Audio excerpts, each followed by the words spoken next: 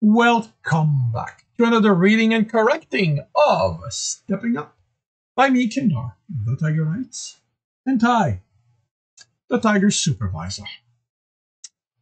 Today we are doing chapter 71.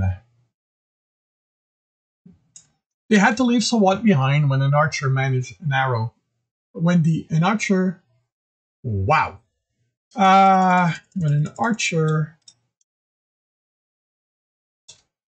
shot her in the calf. By then, Dunn was vicious in what he did to their attackers anytime he was about to get a hand. Able. Able is what I mean. Still don't understand how I do that flip. When he was able to get a hand on them, he'd left enough half-melted corpse in his wake Tibs thought he'd have trouble sleeping once this was over. Unlike what Dawn had predicted, the interference didn't end as they reached the road on the other side of which stood Sebastian's house. Surprised at the lack of visible guard, Jekyll and Tibs went in separate directions around the property to check where they might be, leaving Rao to protect Dawn. The house stood in the middle of a block, with only grass and a path leading to an ornamental gate in the front and the back around it. There was the occasional tree, but they were young and thin, unable to hide anyone. When the fighter rejoined them, he shook his head. I didn't see any guard either.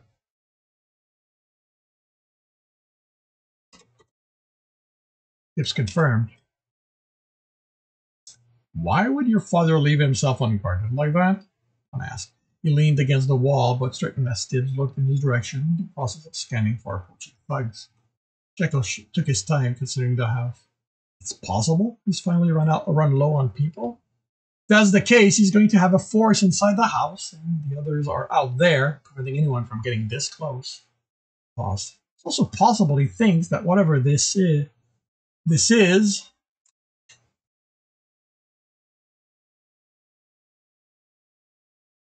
makes it hard. You know what? Makes it, whatever this is enough.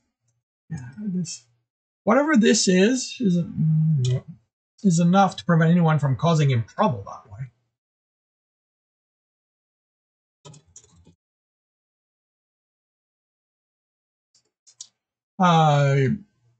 It's also possible he thinks that whatever this is enough to prevent anyone from causing him trouble that way with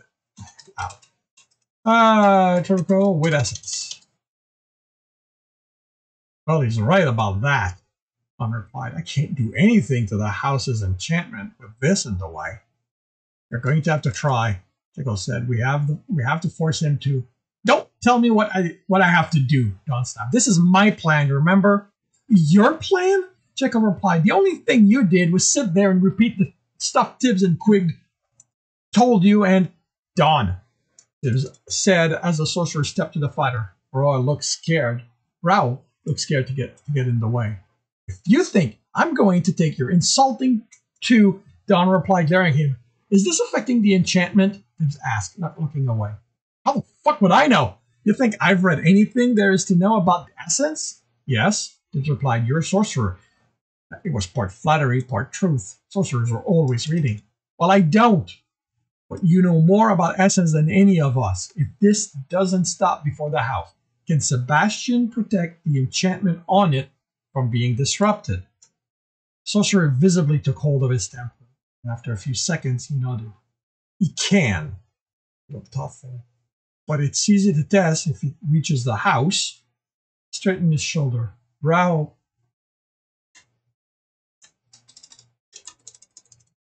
Wow, I did not even notice this one.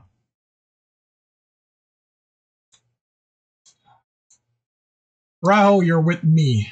You two keep an eye out for anyone trying to take me out. Don hurried to the other side of the road, then over the decorative fence and onto the property. Jekyll stepped next to Tibs. What's your plan? Tibs stared at the fighter. That's why you sent him off, right? So you could share your plan with me and not have him bitch? Just ask a question. I didn't know he'd leave us alone. He looked at the roof line for any changes. Come on, Tibs. I know you. You have a plan. Tibs shook his head. It's not a plan. Just that if the house isn't protected, then it's just a normal house, and Don hurried back. The enchantments aren't working. How? Jekyll started, sounding unconvinced. Then, Tibs said, cutting him off. He didn't have time for pointless arguing. You think it means that whatever is causing this is inside the house? Quigley had confirmed that the long crate had been delivered here. You really expect me to know something like that? Don demanded, exasperated. Tibs swallowed his own. Yeah. I thought I could just imply it, but no. Swallowed his own exasperation. The smartest person here, Don. If there's someone who can work out how it works, it's you. Don ground his teeth, and Tibs thought he saw worry in his eyes before they closed. When they opened, all he saw there was determination.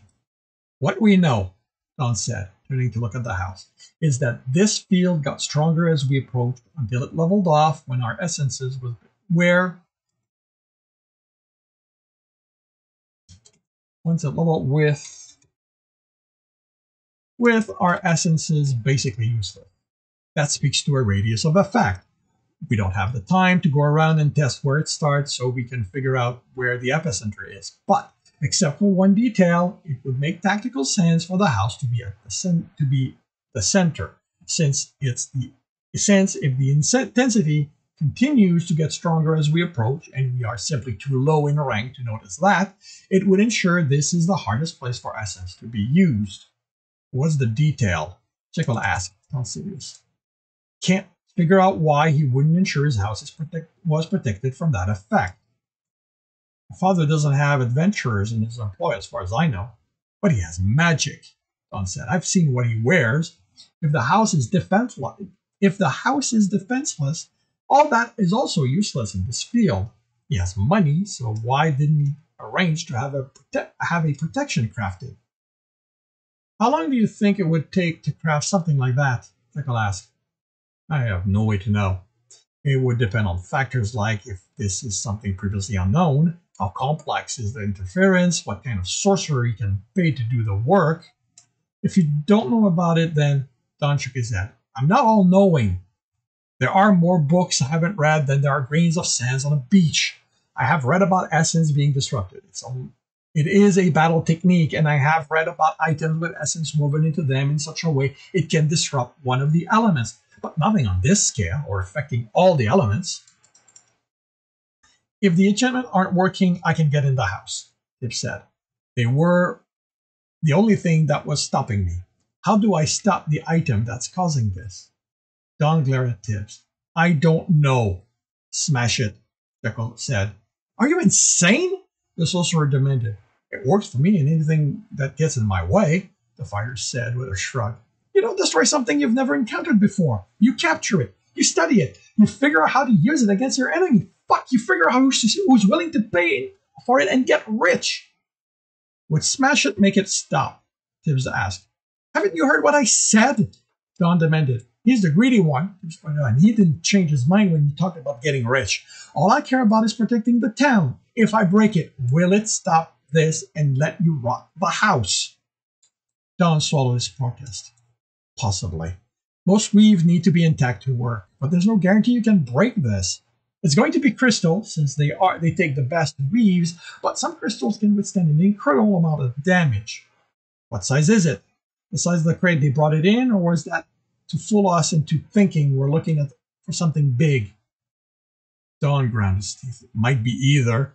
That will depend entirely on who made it. The more powerful and skilled the sorcerers, the tighter the weave they can create. He paused. For something to create this large of an effect, it won't be something that can be held in your hand. He looked at Jekyll. And I don't care how rich or influential your father is. He couldn't afford the sorcerers with that kind of power. No one can. If I'm to guess, it's going to be something on the larger side, maybe as big as that crate I never saw you mentioned. That makes it simple.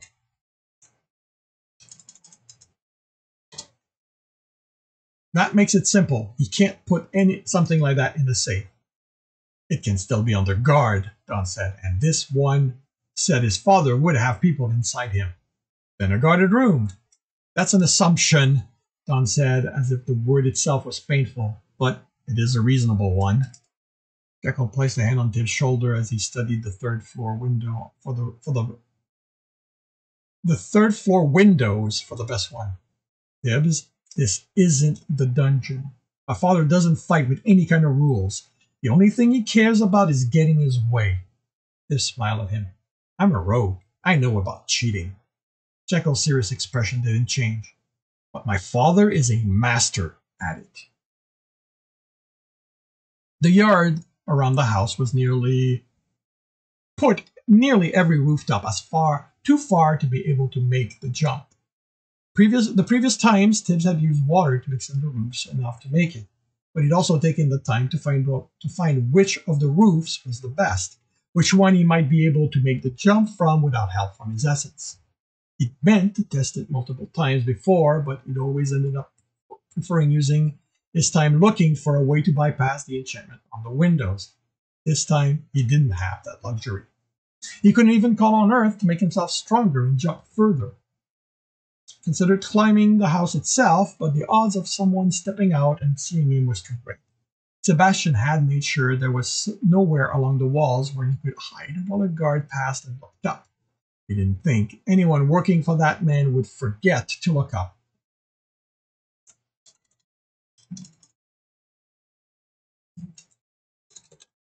Searching for intruders.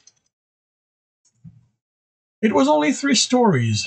He'd fallen from higher and only bruised himself. Of course, there was time he hadn't landed in the yard of someone who wanted him dead and had guards ready to carry the order. If he missed this jump, Tibs would have more than bruises to worry about. Starting from the peak, Tibs ran down the incline, pushing himself as hard as he could. He sailed over the gap and made it onto the roof with paces to spare, but before he could rejoice, he was sliding down, his feet unable to find purchase. He grabbed onto the end of the dormer and kept himself from falling. His fingers were already slipping. He planted a knife on the roof to prevent that, and, holding onto that, rubbed his fingers of his other hand together. Oil. Sebastian had impregnated the roof tiles with oil. Jekyll was right. His father cheated. Tibs looked at the window he was hanging next to. It wasn't the window he'd intended, but he'd have to make do. There was no one inside as far as he could tell. If there had been, he'd be at the window and Tibs would be in trouble. The latch was set, but he saw nothing else trapping it. Tibs wiped the oil off his hand and pulled the shim out from his bracelet. He had to hope Sebastian had relied entirely on the enchantments for protection. He was in a precarious position to force the shim under the jam, and it finally went in. But it finally went in. Then, getting the leverage to force the latch to give nearly had him losing his grip. Actually, no, losing grip of his knife. That works. It would go so much easier if he was holding onto the windowsill, but after the roof, he didn't trust that to be able to hold them. As soon as he saw Darren, he was buying a pouch of fine sand. The latch gave, and he pulled on the window. Then he had a foot on the sill and confirmed he had been right. That too was oiled. With one leg in the house, inside the house, and holding onto the edge of the window as best as he could, he let go of his knife and pulled himself in. He stayed on the floor, catching his breath, then stood and located Jekyll on the other side of the road. A thumbs up, and Tibs closed the window. The room contained crates. Those that were open were empty or still had a few weapons in it, swords and arrows. Those that weren't open, Tibs couldn't shift, so they were still full. He looked at the room. Even if this was the only room with such crates, it showed Sebastian had been ready for this siege. The door didn't open when he tested it. The keyhole went through it, and Tibs studied it as he pulled picks. It was well made, the kind Tibs had only thought existed in stories until he came here and the nobles moved in. And The kind Tibbs only thought existed in story. Then he came here, and the nobles moved in.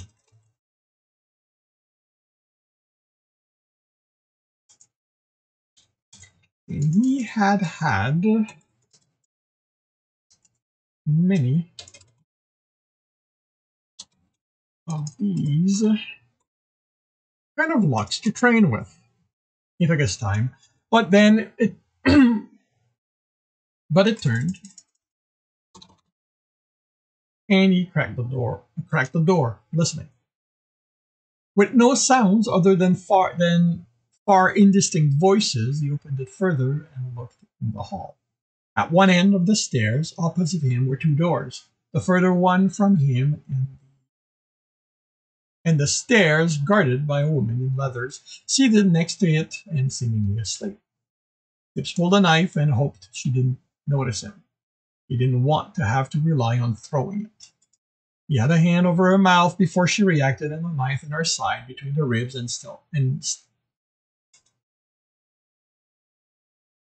he had a hand over her mouth before she reacted.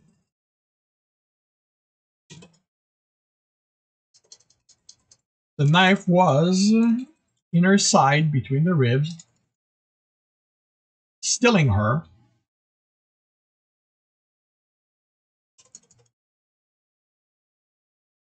The opening eyes fluttered back shut. He left the knife in and made sure she didn't slump over as he let her go. The search didn't produce a key, but gave a spare set of picks and 7 silvers. He picked the lock and slipped inside. More crates, all unopened, as well as a metal safe in the center of the room with a dial on its door. He rolled his eyes. Even if he thought what he was after fit in that, it was too obviously a decoy. At the stairs, he couldn't make out the conversations, but he thought they came from the ground floor. If they were on the floor below him, then it'd be in the rooms with the doors closed. Sebastian's office was on that floor, but at the other end. He stepped down them until he could sneak a peek in the corridor. 2 doors on each wall, with one thug walking the length. On the far door would be the one of the 4 doors. One of the 4 doors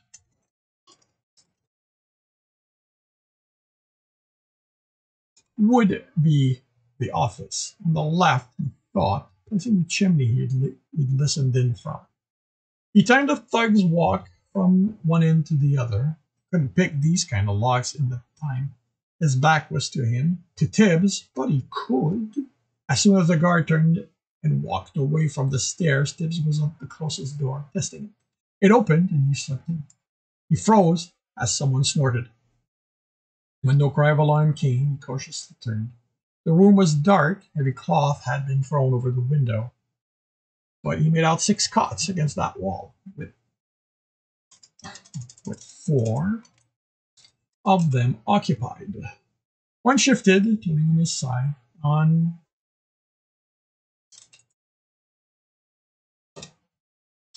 and around a chest was clothing. Tibs pulled a shirt and pants and quietly put them on. He had to roll the sleeves and pant leg, but now he looked like one of the thugs instead of an armored rogue. All he had to do was make sure no one looked at him too closely so they didn't notice how his armor defined the shirt. When the sound of the walking thug moved away from the stairs again, Tibs slipped out and confidently walked to the ground floor. If he didn't find what he was after, he'd have to come back and figure out how to go about searching the other rooms. Hopefully, other than Sebastian's office, the floor was all sleeping quarters. We're running low on people, were the first word Tibs made out from the woman. Tibs recognized the voice of Harry's first lieutenant. With it came the smell of cooking, and Tibs' stomach rumbled. He didn't only a few hours ago, he told it. Could be hungry again, already. He remembered the hunger as he walked through Val's hall and chastised himself for that, too. He'd known hungers. He had grown up with it. They'll be fine, Sebastian replies. Sir, they have magic. They're children. Stone was dismissive. And they barely have any training. If any of them had the kind of strength that could cause us trouble, the guild wouldn't let them get involved. That is the only thing you can always count on. The guild doesn't waste what it has. It hoards power instead of using it. They've still managed to take out half the people we had here, nearly all the archers. Then we'll send for more. They'll want food, so it's only a question of days before the town turns on them, on their so-called protectors. Tibs continued. You might learn something valuable from their conversation, but until they could use essence again, it wouldn't be useful. A sitting room had thugs looking outside, searching for anyone approaching. Table at 3 playing dice games. A dice game, or thug on the window at the next room, at the door to the outside.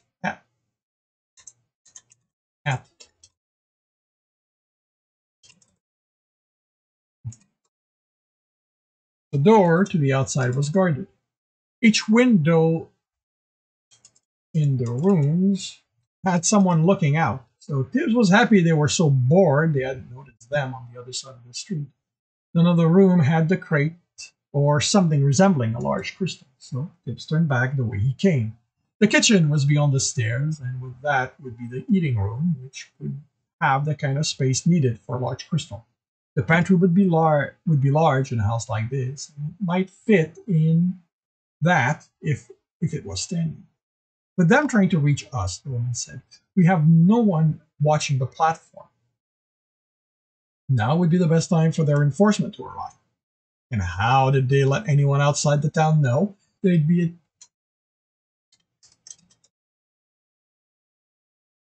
How did they let anyone outside the town know they'd be attacking us? Sebastian replied. Unless you're implying your archers let someone leave by the platform? The threat was heavy in his tone. No one left. Then we don't have to worry about that. The guild could have crushed me the moment I stepped off that platform and my brother was there to greet me. Might have believed everything I told him about being here to see Jackie, but he will have told the guild. If they gave a damn about what I can do, I'd be dead. Another room on the way, more people looking out windows, more still sitting and looking bored. This is the perfect opportunity for them to get someone out, she said. They have everyone focused on this assault. They need one of the attendants to leave. Not one of them will risk going to the platform after how many we injured. They're going to realize this is a waste of time, and as they are licking their wounds, we'll mount our own assault on them. Then the town will be mine. Sebastian was standing by the table, looking at the papers on it. Out of her guard's armor, the woman looked less intimidating, which continued on. The kitchen had a few people preparing food, and the only other room had more people looking out the window. It had been nothing like a crystal or the crate that had been carried here in any of the rooms. Would he get in the kitchen to check the pantry? Would it be small enough to be in that safe? Maybe having it look like a decoy was part of what made it work. There was Sebastian's office and the other 2 rooms on that floor. Tibs turned as someone stepped out of a door in the room that was partially obscured by a tall plant and stopped.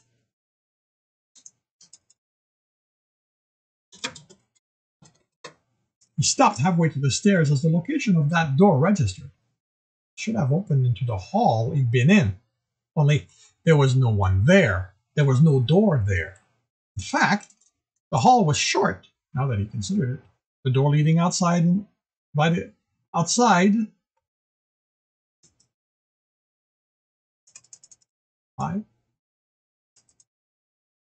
was in the kitchen, and the hall was short. Did that create a space large enough for the crate would fit in? That did create a space large enough the crate would fit in, standing. Tibs returned to the room. The glance he attracted were, like the previous ones, uninterested. Standing here again, he knew how he'd missed the door. There was none. Beyond the plant was just more of the wall, except it was slid aside, revealing an opening. Tibs headed to it, nodding at the woman doing needlework by it. Instead of a room, the opening had stairs going down. Had wooden stairs going down. The cellar was a hurried construction. The walls were rough with boards across the packed dirt to hold it in place.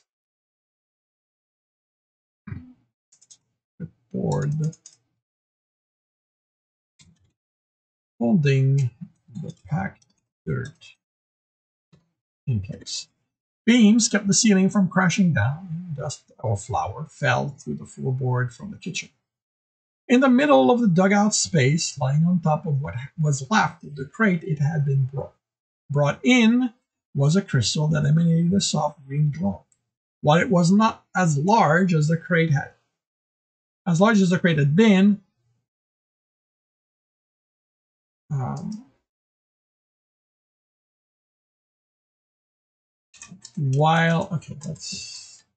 while it was not as large as the crate, it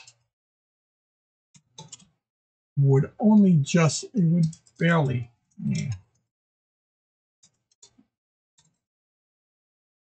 it would barely fit the opening on the wall to be brought down here. Around it, a muscular man in armor turned to face him. "Who the fuck are you?" one of them demanded. And this concludes Chapter 71 of Stepping Up. If you are enjoying this, please leave a like. If you want to know when the next one is going to be, subscribe and hit the bell. If you want to read the story, it's available for free on Royal Road. If you want to support me and read further ahead than Royal Road, that is on my Patreon. If you want to listen to me doing these live, it is on Twitch every Tuesday morning at 8 a.m. Eastern Time. And with that, I shall wish you a good day.